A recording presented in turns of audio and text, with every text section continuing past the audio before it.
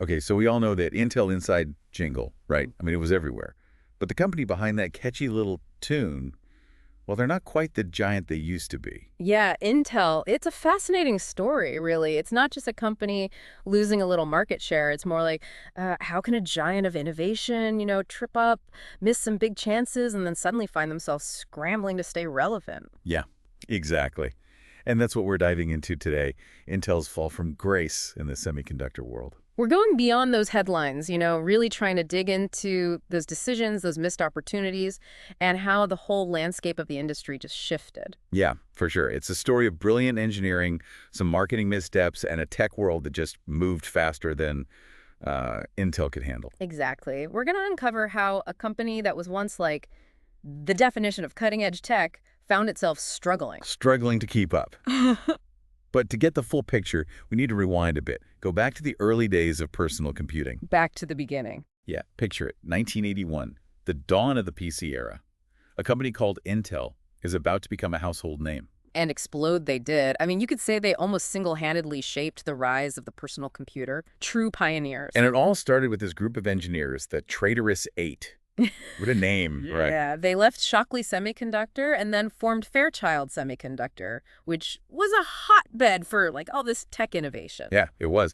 And two of those eight, Robert Noyce and Gordon Moore, they went on to co-found Intel in '68. Talk about a legendary origin story. And they didn't stop there. Intel became the driving force behind memory technology, specifically DRAM. And they created the first microprocessor, the 4004. Right. And those were massive breakthroughs, not just small steps. They laid the groundwork for the entire computer industry as we know it today. Absolutely, foundational stuff. And then came the x86 architecture, which was like the blueprint for the PC revolution. It really cemented their position as the leader. But the real game changer was their partnership with IBM. They supplied the processor for the original IBM PC. I mean, that was huge. Hard to imagine a world without Intel inside back then, literally inside those early computers. At that point, to say Intel was computing wouldn't be far off. They were constantly pushing the limits, setting the pace for everyone else. Okay, so Intel was on top of the world. But as we all know, no rain lasts forever, right? Mm. The early 2000s brought some major changes, both for Intel and the tech world. The dot-com bubble burst, and profits just tanked everywhere. Even Intel, with its dominance, wasn't immune. They saw an 87% drop in profits in 2001. Ouch. Yeah, that's gotta hurt. And this is where we start to see a change in Intel's focus, a subtle but important one. They realized that simply making processors faster and faster isn't going to cut it anymore. Right, the market was changing. Exactly. They had to adapt to a world that was becoming more mobile and connected. So what did they do? Well, they released the Centrino platform in 2003. It was designed for laptops, and it had integrated Wi-Fi for seamless connectivity. So they were thinking beyond the desktop. Right, acknowledging that the future of computing was going mobile. Exactly. At the same time, they started working on multi-core processors to boost efficiency and performance. It was a way to pack more power into the chips without draining the battery. That's similar to what we see in smartphones today, right? Yeah. It used to be all about processing power, but now it's about the whole package. Cameras, battery life, that user experience. You got it. It's a sign of a mature market, and Intel was trying to, anticipate those needs.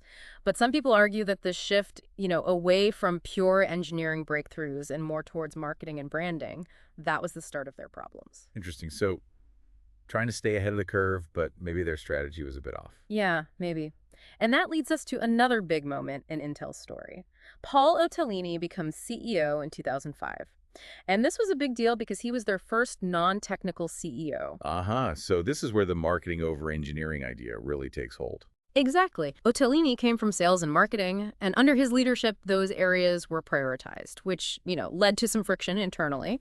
There were layoffs, and a more corporate, less engineering-focused culture started to creep in. I bet that didn't go over well with all the engineers who'd built Intel's reputation. You're right. It was a cultural shift that, looking back, may have had some unintended consequences. But at that time, Intel was still a powerhouse, right? I mean, still the Intel inside giant. They were, yeah. But the seeds of their future struggles were being sown. And those seeds would soon blossom into a full-blown crisis with the arrival of, this little thing called the smartphone. Ah, yes, the mobile revolution. This is where Intel really fumbled. You could say that. To really understand the magnitude of this, we have to go back to 2007. Imagine, Steve Jobs on stage, unveiling the first iPhone. The world is captivated. This isn't just a new phone, it's like a revolution. And Intel is caught completely off guard. They were. They were so focused on their x86 architecture, which was great for desktops and laptops, but not so much for these tiny devices where battery life was everything. So their chips were just too power-hungry for the mobile world. Exactly. Too big, too hot, too power-hungry for these sleek, energy-efficient smartphones. It's almost hard to believe that the company that invented the microprocessor missed out on one of the biggest tech revolutions ever. I know, right? It's a classic example of being blindsided by disruption. They were so sure PCs would always be king that they just completely underestimated mobile. Like Blockbuster and Netflix. Exactly. And get this, they weren't just ignoring the mobile market, they were like actively dismissing it. Really? Oh yeah, stories about Intel execs laughing off the idea of smartphones going mainstream. They thought it was a fad, something that would just fade away. Wow, how wrong they were. And while Intel was busy downplaying smartphones, another company was quietly building a mobile empire.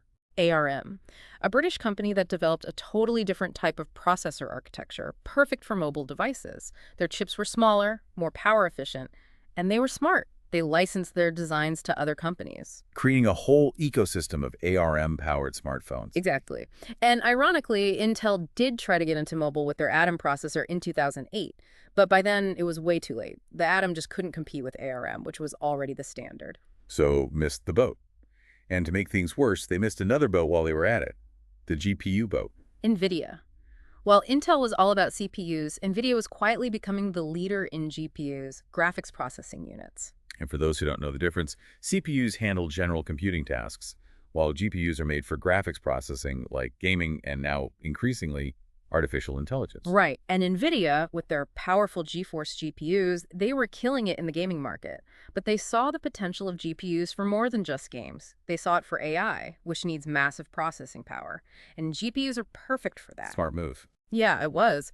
They developed CDA, which made it easier for developers to use GPUs for all sorts of things, including AI. A game changer. And where was Intel in all of this? Pretty much on the sidelines. They had their integrated graphics, which were okay for basic stuff, but nowhere near as powerful as NVIDIA's dedicated GPUs. So, another missed opportunity. And as if that wasn't enough, they had another problem brewing. The comeback of their old rival, AMD. Ah, yes, AMD. The underdog that was about to become a real pain for Intel. This is where the story takes a turn. For years, AMD was playing catch-up to Intel, often seen as the second-best choice. But things were about to change. Around 2017, they released their Ryzen processors, a game changer. Yeah, those Ryzen chips were innovative. They used something called Infinity Fabric, which allowed different parts of the chip to talk to each other more efficiently. And they went with a chiplet design. Hold on, chiplet design, what's that? Think of it like building a house, but instead of starting from scratch, you use pre-made rooms, modules you can assemble. That's basically chiplet design. You combine different processing units, or chiplets, into a single, more powerful chip. This is like a modular approach. Exactly. It made them more flexible and cost-effective. They could mix and match these chiplets to create a range of processors and scale production more easily. But the real kicker was that AMD decided to outsource their manufacturing to TSMC. That's bold, giving up control of their own manufacturing. It was. But it turned out to be brilliant. TSMC was the world leader with cutting-edge tech and huge capacity. By partnering with TSMC, AMD could focus on design and innovation. Leveraging TSMC's expertise to get ahead. Smart. Exactly. And it worked. They ended up with processors that were not only more powerful than Intel's, but also more affordable. Wow, the tables had turned. Intel was being outperformed by its old rival. Okay. And this is where the real trouble begins, right? You could say that. They were losing ground in mobile, behind in GPUs, and now being outmaneuvered by AMD in their core business. A triple whammy. And this had a real impact. Revenues down, profits shrinking, their stock price plummeting. By 2023, they were looking at a 14% year-over-year drop in revenue. That's a big hit.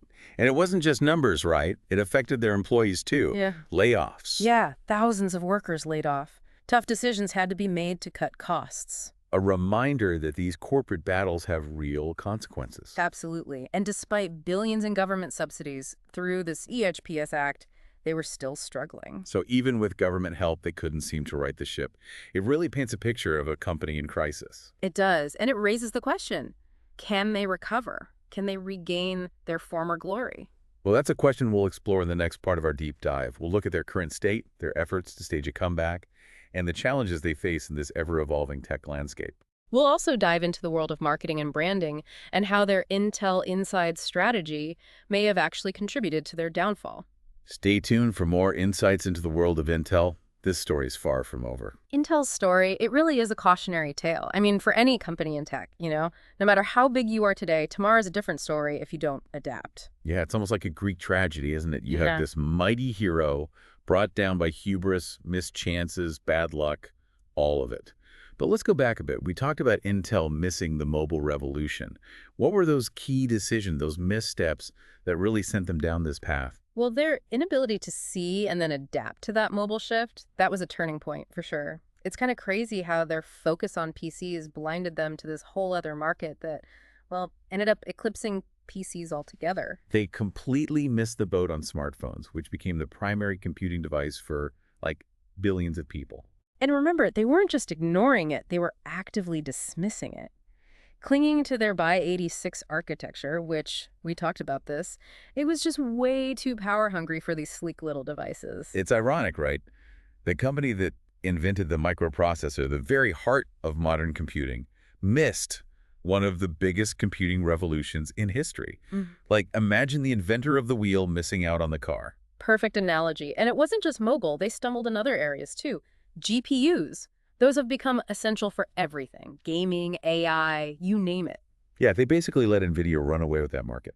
Stuck with their integrated graphics, which fine for basic stuff, but couldn't touch Nvidia's dedicated GPUs for demanding tasks. Nvidia saw this coming and they went all in on high-performance GPUs. They created CADA, made it easy for developers to use them for all sorts of things. It was visionary. And now Nvidia is worth more than 20 times Intel. Talk about foresight. It's amazing, right? And then you got Intel's manufacturing struggles. For years, they were the champs of chip manufacturing. They had their own fabs, the most advanced in the world. But then they faltered. What happened? Got complacent. Partly, yeah. They had trouble keeping up with the advancements in manufacturing technology. That opened the door for companies like TSMC to take over. And this is where it gets wild, right? Yeah. Because TSMC is who AMD, Intel's biggest rival, was outsourcing to. It's crazy, right? The company known for its manufacturing prowess is now using their competitor's manufacturing partner. It's like Coke asking Pepsi to bottle their soda. Exactly. It shows how unpredictable the tech world is. And speaking of unpredictable, let's talk about AMD's comeback. For years, they were the underdog, always in Intel's shadow. Then around 2017, Ryzen processors. Boom. Those Ryzen chips were a game changer. Faster, more efficient, and often cheaper than Intel. What was their secret? Well, as we said, they had TSMC on their side. But their designs were also smart. Remember the chiplet design? That was key. Plus, pushing boundaries with stuff like Infinity Fabric, faster communication within the chip. It was a perfect storm for Intel.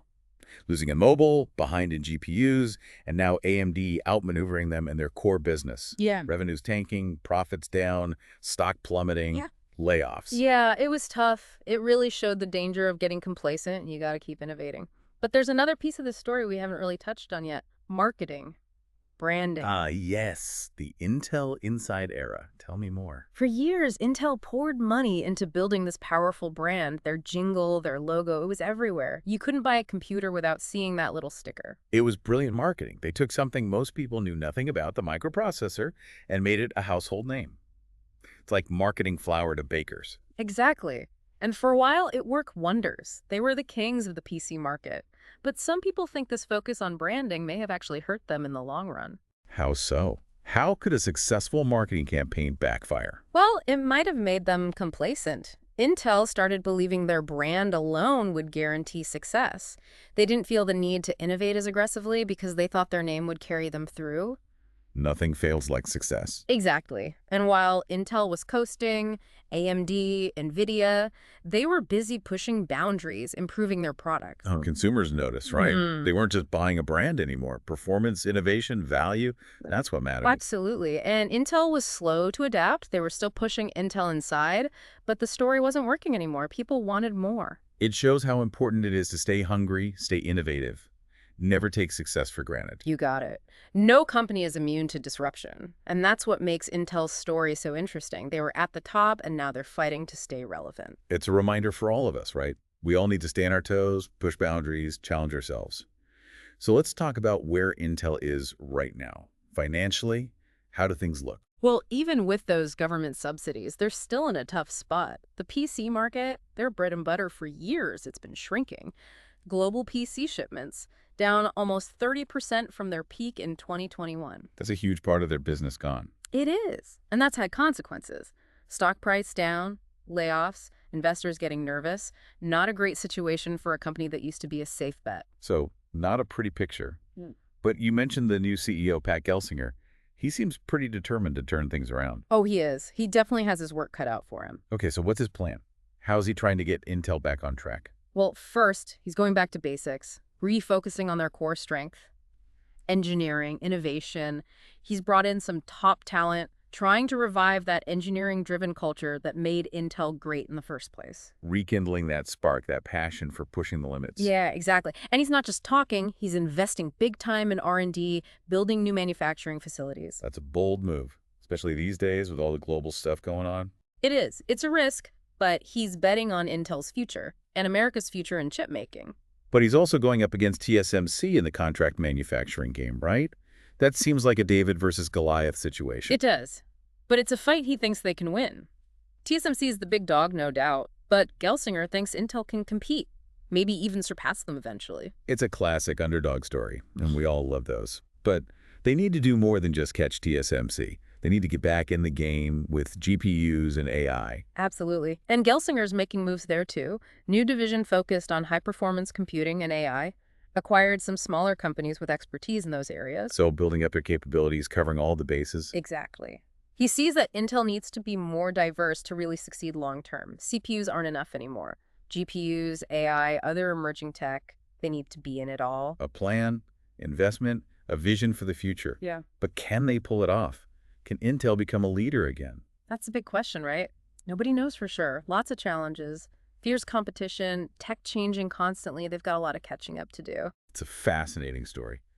And it's not over yet. We'll be watching to see what happens next. Oh, me too. A company with so much history, talented people, and a new leader who seems determined to make a difference. I'm excited to see what they can do. Well, I think that brings us to the end of our deep dive into Intel. It's been quite a ride full of ups and downs. It has. Really interesting to explore how they rose, how they fell, and whether they can make a comeback. Before we go, I want to leave our listeners with something to think about. Intel's story shows us that even the biggest giants can stumble, but also that even the toughest challenges can be overcome with vision, determination, and maybe a little bit of luck. Well said. So to all the underdogs out there, all the dreamers, the innovators, keep pushing, keep striving, never give up. Thanks for joining us on The Deep Dive. We'll see you next time for another exploration of the ideas shaping our world.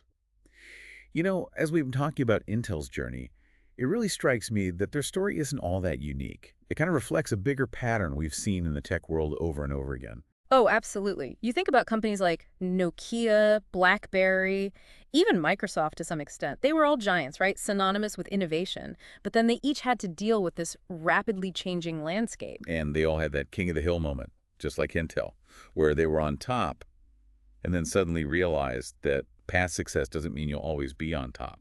Yeah, the tech world's pretty ruthless like that. You can't just sit back and relax. It's a constant race. And if you trip up, the competition is right there to take your place. And the stakes are higher than ever, right? The pace of innovation is just incredible. And new players can pop up out of nowhere with these disruptive technologies. It makes those early days of Intel seem like a different world. Oh, it was a different world. Things were more stable, more predictable. Intel had the resources, the expertise, the brand. They could call the shots. They were the heavyweights. But like you said, the competition's gotten a lot tougher. Companies like Nvidia and TSMC, they've shown that being big and having a legacy doesn't guarantee you anything anymore. It's all about speed, agility, that focus on innovation. That's what keeps you in the game. A lesson that Intel's learning the hard way, but a lesson that every tech company should pay attention to, big or small. And it goes beyond just the technology itself. It's about the culture, the mindset. You have to be willing to embrace change, anticipate what's coming next, adapt to new technologies, challenge your own assumptions. Complacency kills progress, especially in tech. Couldn't have said it better myself. That's what makes Intel's story so fascinating. It's a reminder that no one's invincible. It's a good reality check for all of us, right? Got to stay on our toes, keep pushing, keep challenging ourselves. Yeah. So let's bring it back to Intel's current situation. How are they doing financially right now? Well, even with those government subsidies, it's still tough. The PC market, their bread and butter for so long, it's been shrinking for years. I mean, global PC shipments are down almost 30% from their peak back in 2021. Wow, that's a big chunk of their business just gone. Yeah, it is. And it's had a domino effect. Stock price tanking, layoffs, investors are worried. Not a great look for a company that used to be seen as a rock-solid investment. So not a rosy picture. But yeah, you mentioned the new CEO, Pat Gelsinger. He seems like he's ready to shake things up. Oh, he is. He's got a lot on his plate. All right, let's talk strategy. What's he doing to try and get Intel back on course? Well, he's starting by going back to basics, back to what made them successful in the first place. Engineering and innovation. He's brought in some great people, trying to bring back that engineering-driven culture that was so important to them early on. So reignite that passion, that drive to push the limits. Exactly. And he's not just talking, he's putting money where his mouth is. Big investments in R&D, building new manufacturing plants here in the U.S. and in Europe. That's a bold move, considering, well, everything that's going on in the world these days. It is, no doubt. It's a gamble, but he's betting on Intel's future and on America's future and the whole semiconductor industry. But he's also taking on TSMC directly in the contract manufacturing game, right? That seems like a long shot. It does. But he seems to think it's a fight they can win. TSMC is the top dog, for sure. But Gelsinger believes Intel can compete, maybe even overtake them down the line. It's a real David versus Goliath situation. Right. And we all love to root for the underdog. But it's not just about TSMC. They've got catch-up in GPUs and AI, too. For sure. And Gelsinger's got plans there as well. New division focused on high-performance computing, AI. They've acquired some smaller companies with expertise in those areas. So expanding their capabilities, trying to cover all the bases. Exactly. He gets that Intel needs to be more diverse if they're going to succeed in the long run. CPUs alone aren't enough anymore. GPUs, AI, the whole range of emerging tech, they need to be a part of it all. So the plan's there, the investments are happening, they have a vision. The big question is, can they actually do it? Can they really get back to being a tech leader? That's the billion-dollar question. Honestly, no one knows for sure. There are a lot of hurdles. The competition's fierce, the tech landscape keeps changing, and Intel's got some serious catching up to do. It's a story we'll definitely keep following. Lots of twists and turns still to come, I'm sure. I'll be watching too. It's a company with such a rich history, so many talented people, and now a leader who seems determined to turn things around. I'm eager to see what they can achieve. Well, on that note, I think we've reached the end of our deep dive into the world of Intel. It's been quite a journey, and I hope you've enjoyed it. I know I have. It's been fascinating to explore their rise, their fall, and the potential for a comeback. And before we sign off, I want to leave our listeners with one last thought. Intel's story is a powerful reminder that even the biggest, most successful companies can stumble.